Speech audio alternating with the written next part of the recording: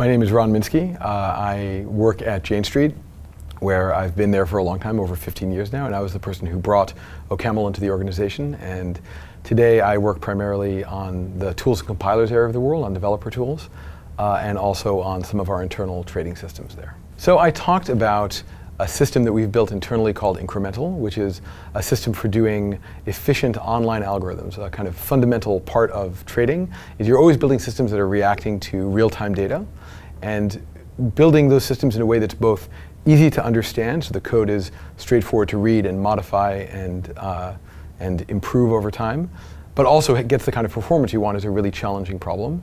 And so I talked both about this framework that we've had for more than a decade now, called Incremental, as well as some somewhat newer techniques for bridging between incremental and some classic functional programming techniques. In particular, how do you make classic persistent functional data structures play nicely with an incremental programming framework? Sure, I mean, Incremental itself, as I said, has been in the organization for a long time. I think we built it originally, actually, for doing some UI work. And it was then we fairly quickly realized that there were lots of other places where we could adapt it, and there were various kinds of modeling and trading systems that we realized that we could build using Incremental that were just incredibly challenging to get done otherwise. And so we were able to kind of get a few core systems that were important to the overall organization up and running.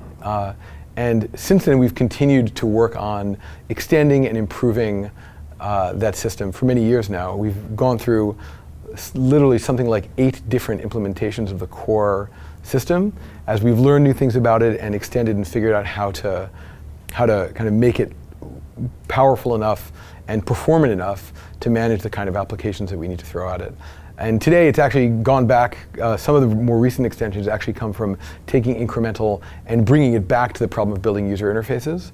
And in the last couple of years, we've started using it for more and more different kinds of applications. So it's really kind of seeing a continuing flowering inside the group. So there were a bunch of different things. Like one simple thing that we learned was it's sometimes useful to go back and read the paper. So the Incremental is based off some academic work on a subject called self-adjusting computation, and there are some old papers by a guy named Umo Takar at CMU. And some of the things that we did, we realized that if we'd been more careful about understanding the original research, we would have gotten right in the first place. A lot of the things that we learned there had to do with the complexities of integrating with the garbage collector. I think it is often the case that when you build a beautiful set of functional abstractions, there's a horrible, complicated, imperative, messy implementation underneath, and there were some fundamental difficulties and complexities of figuring out how to live nicely with a garbage collector, and that took some time to figure out.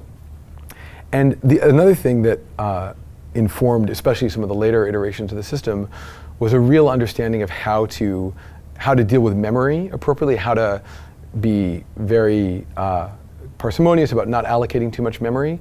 And we were able to really get massive speed improvements to the overall system by taking advantage of some new language features and also just thinking harder about how to avoid allocation in the design. So there's a bunch of different lessons that we learned along the way there. So I actually think Incremental, while a great system, is not, I think, the thing that, when I think about things I'm working on going forward, is probably not where the push goes. Actually, relative to Incremental, I think the primary thing I'm hoping to do more of is just teach more people about it, both internally and externally, because I think it's a thing that can sometimes feel like an alien technology. It requires a somewhat different model of how you think about things, and it feels scary to adopt. But once you use it, it's actually in many ways quite straightforward once you kind of get to grips with the basic model. And so I feel like that system needs a little bit of evangelization. Internally at Jane Street, actually, some of the things I'm most excited about now have to do with our development environment and making that better. Some of that has to do with a different kind of incremental programming problem, which is the problem of build systems. So we're doing a lot of work to make the process of building and deploying software faster and doing more working on distributed builds and caching and things like that. So there's a lot of work on improving that side of the world. And there's one of the nice things at Jane Street is it's a busy place and there's a ton of things going on. So there's always lots of different new technology projects we're looking at, new businesses that we're going into. So kind of no end of new projects in lots of different directions. Yeah, so I actually came to Jane Street out of an academic environment. So my father is a professor and my brother is a math professor, and I always assumed that I was going to be a professor as well. And so I've always enjoyed teaching and enjoyed research. And in the end, I came to Jane Street because I found that I was enjoying the work I was doing in the time I was spending there, more fun than my own independent research. But I've never really lost the love of teaching. And I've found different ways of exercising that, some within Jane Street and some outside of it. One of the things I've been privileged to do is over the years I've gotten invited to give guest lectures in a bunch of different university classes where there are different places where typed functional languages are in the core of their curriculum. I've gotten invited to give a talk about how to really use typed languages effectively in real world circumstances. And so I've had a lot of chance to go on campus and give talks there. But yeah, teaching is a thing I've really always enjoyed for many years, and it fits in many ways very naturally into the kind of work I do now. So I fondly remember many years ago when I was giving a lecture in some section at Cornell while I was a graduate student, one of the students came up after the class and said, in an almost pitying voice, he's like, "You're really excited by this stuff." And I think that's actually kind of the heart of it. One of the most important things is conveying your excitement about the material. And I think if you can do that, that covers for many different ills. Like if you're excited, then your audience will often feel a shared sense of that kind of excitement. I think the other thing that really matters for teaching is learning how to tell a story, right? Even when what you're explaining is a completely technical topic, technical topics have stories too. There's an arc to how you think about the ideas, to how they develop, how one builds on the other, and how it fits in the overall ecosystem. And learning how to think about it as a storytelling exercise and think about the structure that comes out of that, I think is really valuable in learning how to design a good lecture and a good talk. So it's been great. I've never been to a Yow Conference before, and I really didn't know what to expect. So the first thing I did was I gave a day-long OCaml tutorial just to introduce people who've never used OCaml, and many of them who are not functional programmers by background, teach them the basics. And I was really struck by how focused and interested and engaged people were. People showed up early. They wanted to get everything set up. They wanted to get started doing work as soon as possible. Everyone stayed to the very end. And they were really engaged in working hard. And at all different levels, different people came in with different backgrounds and were able to get to different parts of the exercises. But there was a surprisingly unified focus that I haven't seen in other places where I've been. And just kind of throughout the whole time since that initial tutorial, I've just been struck by how positive and engaged the whole kind of group of people are in the organization. I think Dave's done a kind of amazing job of building an organization that is really committed to this and bringing in a bunch of people who really, I think, value the opportunities they get from the conference, and it's just great to see.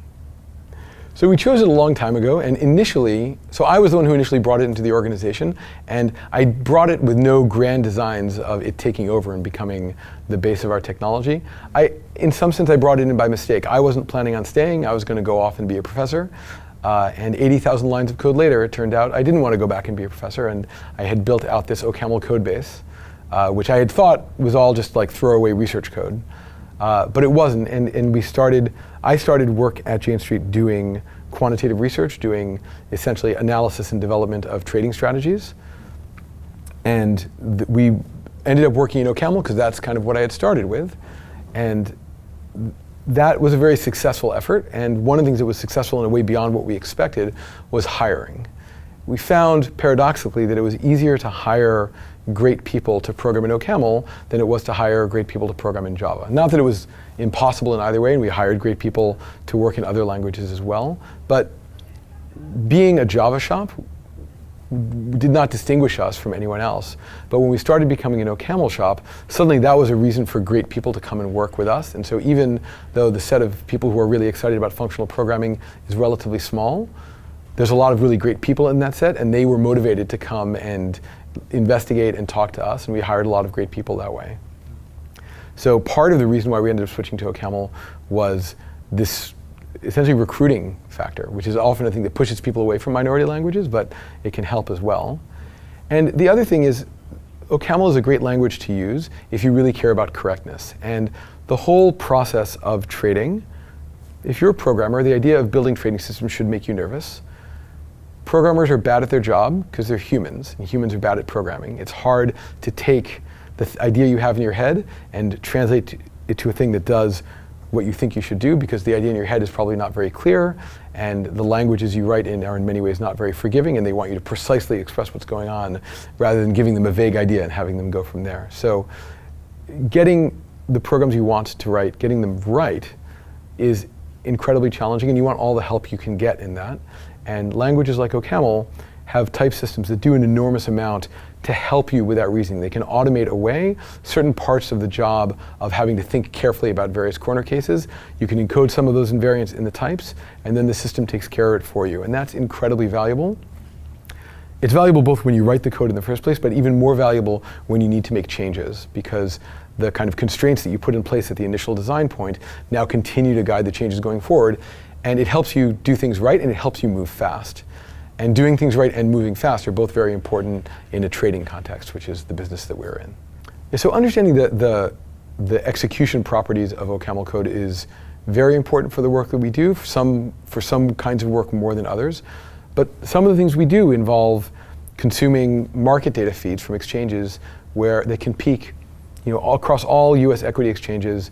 A peak of 5 million messages a second at the end of the day is not an unusual transaction rate. And we write systems that can take down all of those messages on a single core of a traditional x86 box, and that can consume and emit messages in an integer number of microseconds. And so doing that requires real careful understanding of what the machine is doing. And one of the great things about OCaml is it makes understanding what the machine is doing relatively simple.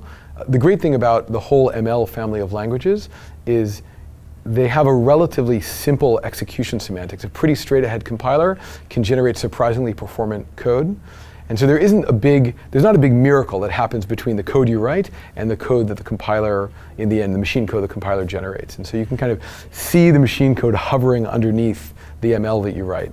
And so that's very valuable for giving programmers the ability to reason about the code that they write. And that matters both for these extremely high performance, low latency systems that we build, but also even when incredibly high performance is not the goal, having performance that's predictable is valuable for engineers being able to build systems that they understand, that they know how they're going to behave, and that they know how they're going to respond to spikes in demand. So yeah, we think of performance as an important thing for our engineers to think about, and the choice of language actually helps quite a lot in that. Right. So as I mentioned before, there's one of the ways that we attract developers is by dint of the programming languages we use. I think people are excited to come and work at a place that is willing to make a somewhat adventurous choice in terms of the technology they adopt. I think the other thing that's actually important for us that's been incredibly successful is we have a really big, wide-ranging internship program where we bring people from universities all around the world. We have offices in New York, London, and Hong Kong, and we have interns in all of those offices. In fact, we have lots of people from Australia who come out and do internships in our Hong Kong office. And that's a great opportunity for them and a great opportunity for us. They get a real chance to see how the organization works and understand the kinds of work that are there and understand the technical culture. And we get a really great way to see those people in action and see how they work solving real problems, which is a more realistic way of evaluating someone than just spending a few hours in an interview with them.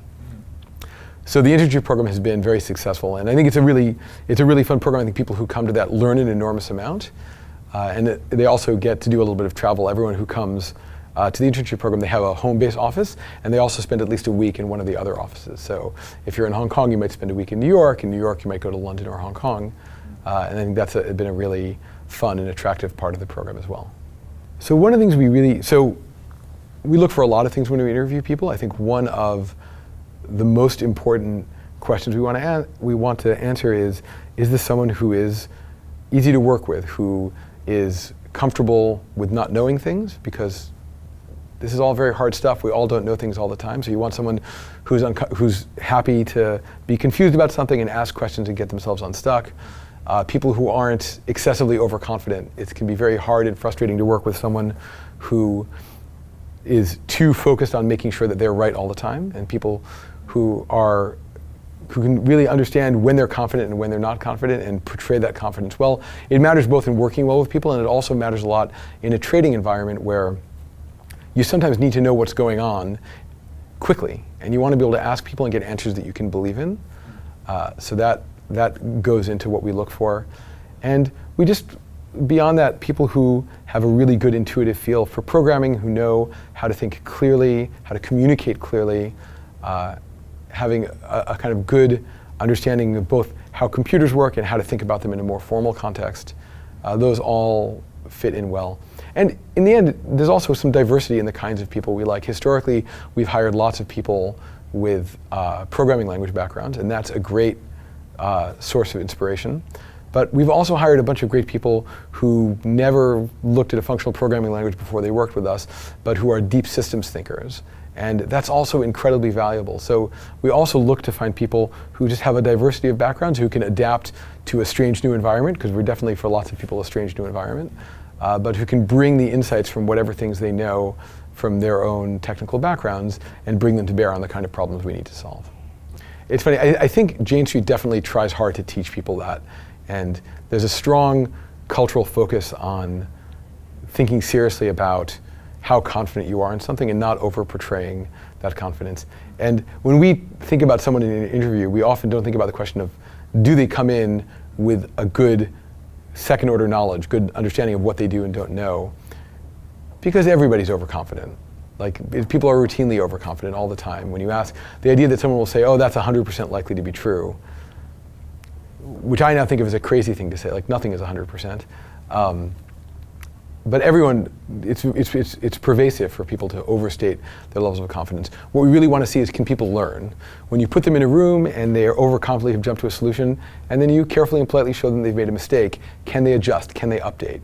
Can they kind of step back from that overconfidence to get a more realistic sense of what they do and don't know? That's the thing that we look for, and I think that goes fundamentally to the question of, do we think they're teachable? Some people are hard to teach on this subject.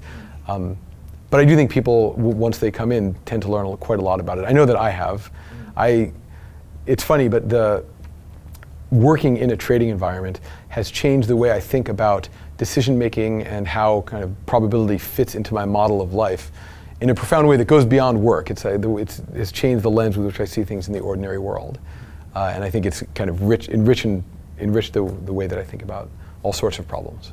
I mean, sure, this is the standard example when you think about, a simple example is thinking about sunk costs. So there's a well-known sunk cost fallacy, which is the idea that once you have invested some amount of effort or money or any kind of resource into something, it's very hard to let that go, to acknowledge the loss and be like, well, yeah, I'm not going to get the thing that I expressed effort into. And just the thinking about that in a rational frame, you realize, oh, that really is a fallacy. If it doesn't capture your mind, you can let go of it. And I feel like that is a small thing that's made me happier in lots of little ways, by realizing it's like, yeah, we paid for this thing and it didn't work out. There's no reason I need to suffer now just to justify the bad decision I made in the past. I think also more generally thinking about, there's all sorts of decisions that are fundamentally probabilistic in nature, and people like to short circuit those decisions and think about them as certainties.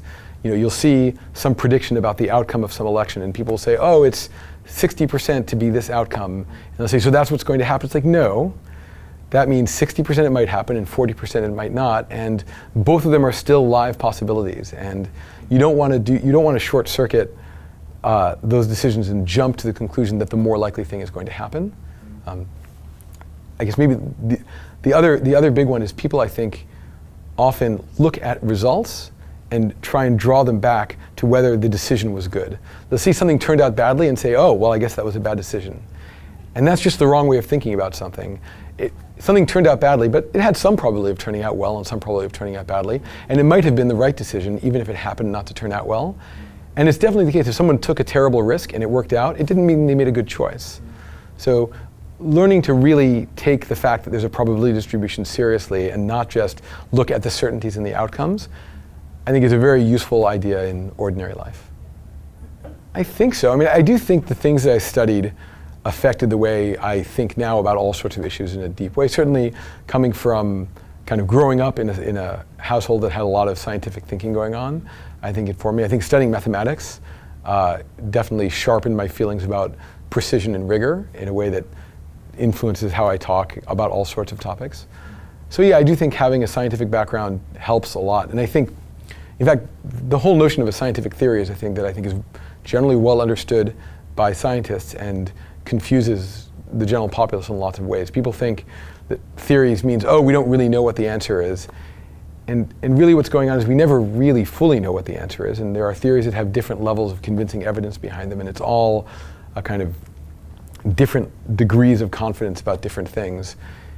And this is a commonplace fact of scientific thinking, but is sometimes at odds with how people imagine how science works, where they think of science as the realm of certainty, where really it's anything but.